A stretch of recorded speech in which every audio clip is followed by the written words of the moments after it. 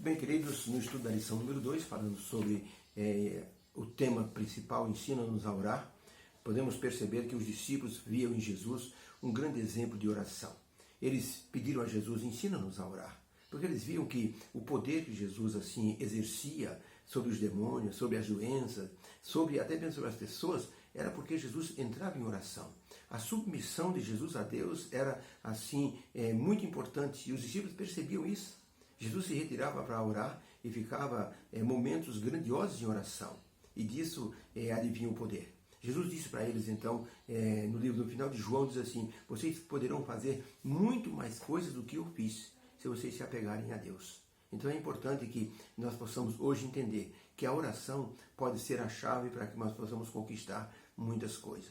Quando estamos fazendo uma oração, nós geralmente pensamos nas palavras que iremos dizer. Quando nós usamos salmos como oração, estamos participando da oração de homens que receberam de Deus a aprovação por suas súplicas e petições, por seus agradecimentos. E também, quando nós lemos salmos que são históricos, nós percebemos ali a narração de como Deus atendeu o povo e como o povo foi rebelde, como Deus utilizou de misericórdia. E aprendemos com os salmos históricos também. Tá? Por isso, temos que entender que a oração é quando nós nos achegamos a Deus como um amigo. Encontramos nesse amigo toda uma preocupação por nossas lutas. Por isso, Jesus Cristo se tornou o Verbo encarnado, para que ele pudesse entender nossas aflições na pele. Jesus conhecia todas as nossas aflições. Um dos grandes médicos do Brasil, que fazia muitos programas na televisão, e ainda faz algumas participações, ele disse assim que quando ele pegou febre amarela, ele sentiu na pele o que significavam os sintomas da febre amarela.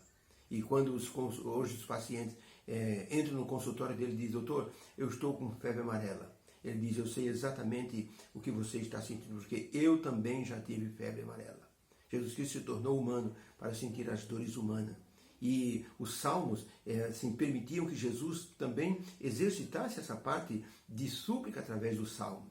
Jesus cantava salmos. Ellen White, no livro Meditações Matinais, de 2002, escreveu o seguinte, Cristo tomou sobre si a natureza humana para que pudesse compreender todos os corações.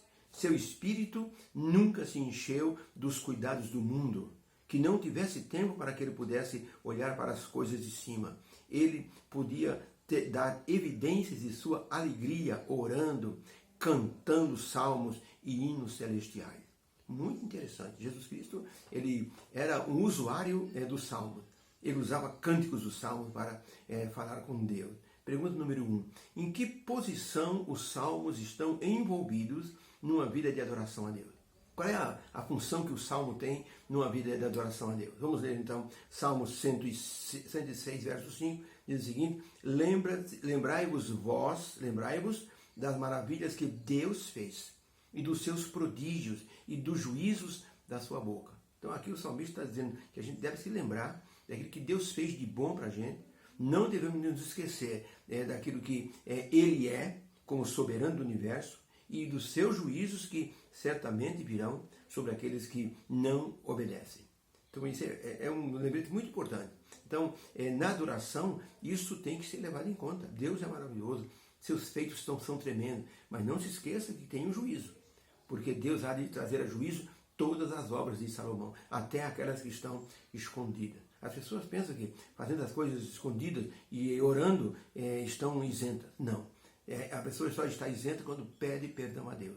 Por isso, o rei Davi, num dos salmos, ele dizia assim, Senhor, perdoa as faltas que eu me lembro e daquelas que eu não me lembro também. Então, veja que interessante que um salmo utiliza essa expressão. Nós temos que pedir perdão por todas as faltas, lembrando que há um juízo, onde nossas obras serão revistas e colocadas diante de nós e diante do universo. Aquele que pediu perdão está apagado. Agora, aquele que a pessoa não pediu perdão, fica anotado nos livros do céu. Isso o salmista diz, lembrai-vos das maravilhas de Deus, dos seus feitos, dos seus prodígios e dos seus juízos também. Agora veja Colossenses 3,16. O apóstolo Paulo dizendo assim, a palavra de Cristo habite em vós abundantemente, em toda sabedoria, ensinando-nos e admoestando-nos uns aos outros, com salmos, hinos e cânticos espirituais, cantando ao Senhor com graça em vosso coração. Já viu a pessoa na igreja cantando no piloto automático? A pessoa está olhando para o telão ou para o inário, mas não está nem aí para o conteúdo daquilo que está cantando. Ele está mecanicamente movendo os lábios e o cérebro está funcionando, rodando o hino como se fosse uma máquina de filme, e a pessoa está no piloto automático. Não está assim concentrado na adoração.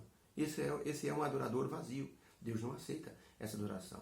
Os salmos nos levam a meditar na essência do que seja adoração a Deus. Por isso o apóstolo Paulo dizia que a palavra tem que habitar em nós, a palavra tem que nos admoestar, nos ensinar, e a gente tem que uns aos outros, cantando, admoestando-nos com salmos, com cânticos, cantando com graça diante do Senhor e com animação. Ou seja, você deve estar alegre por estar na presença do Senhor. Timóteo 5, verso 13 diz assim: está entre vós alguém aflito, doente, ore. Está alguém contente, cante louvores. E esse cante louvores significa cante salmos também.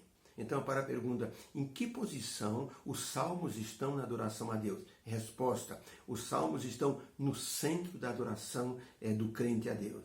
Porque o salmo se transforma numa expressão de louvor, de gratidão e de súplica ao Senhor, nosso Deus.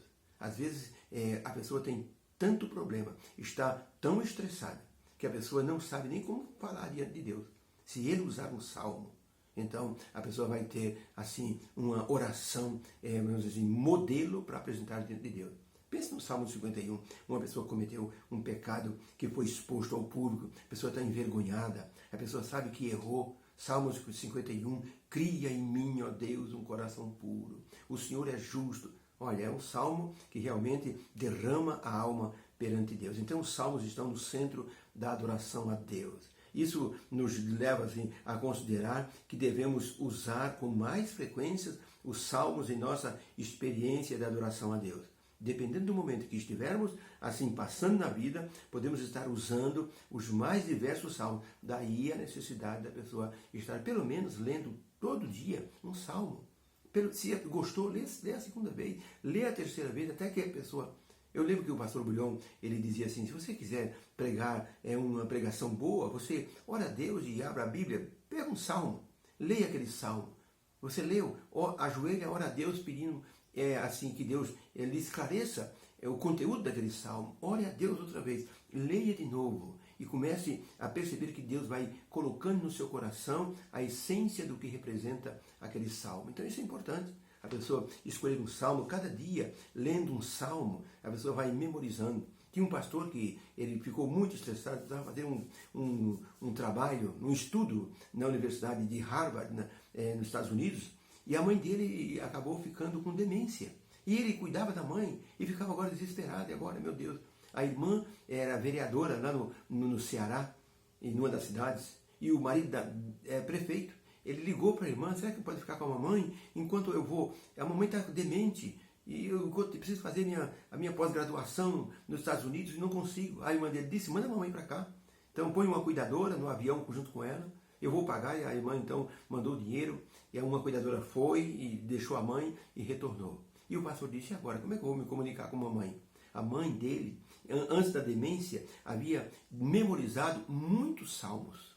E ele disse, já sei como vou me comunicar com mamãe. Eu vou memorizar salmo. E começou a memorizar salmo. Ele disse, irmãos, quando ele contando isso, dizia, irmão, quando eu ligava lá para minha mamãe, para minha irmã, dizia, põe a mamãe no telefone.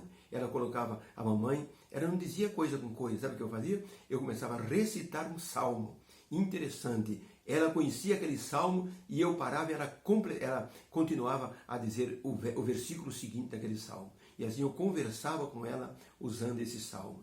Então, ler um salmo todo dia, memorizar, é de uma experiência marcante em nossa vida.